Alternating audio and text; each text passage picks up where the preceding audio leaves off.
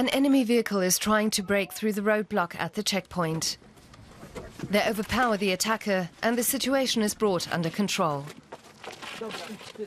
It's just an exercise, but the citizens' militia in the eastern Polish city of Lublin train twice a month. Many are barely 20 years old. They're shooting with blanks, but their motivation is real. We want to protect what we love. Our family, friends, schools, that goes without saying. Poland is safe right now, but that could change very quickly. Ukraine is the best example. We have peace now, but there are no guarantees. Since the conflict broke out in Ukraine, the militia has tripled in size. Now it includes 300 men and a few women, everyone from students to professionals. It calls itself the Territorial Self-Defense Unit of the Administrative District of Lublin. It's headed by Damian Duda, a professor of strategy and security at the University of Lublin. For him, these training exercises are a serious business. Poland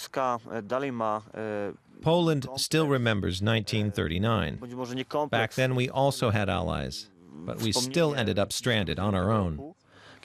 Not to mention, most Polish army units are stationed in the west.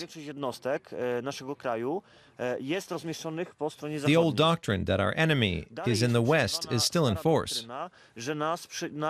After all these years, those units really should be transferred to eastern Poland. We continue 80 kilometers to the east, where Poland borders Ukraine at the Bug River. It's also the external border of the EU. Apart from a single patrol unit and the border posts, it looks like an ordinary stretch of land. Since the start of the Ukraine crisis, NATO has increased its maneuvers in Poland, including in the east. But one of the conditions for NATO's eastward expansion was that no permanent NATO forces were stationed here.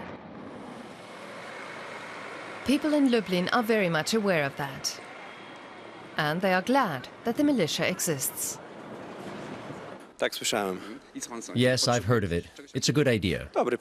With the geopolitical situation today and what's happening in Ukraine, it's not a bad thing. If you know your history, it's clear that Russia was never friendly. No one can predict what they'll do, but we shouldn't panic, but keep a close eye on the situation. We can't rule anything out. We need them because compulsory military service was abolished. Our army is only 70,000 strong. Then there's the reserve units, but they aren't very well equipped or trained. To get a sense of what war is like, militia leader Damian Duda visited Ukraine. 10 days ago, he was in Donetsk with a group of Ukrainian volunteers who are fighting the pro-Russian separatists. For Duda, the Ukrainian volunteers are the role model of a citizens' militia. It sends a signal to every country. You can't underestimate the power of individuals or forbid them to protect their country.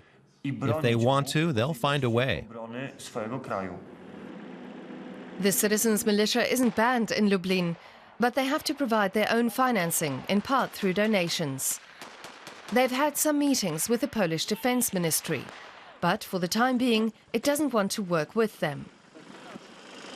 The city of Lublin says it would use the militia in a natural disaster, but not as a combat unit. Damian Duda is undeterred.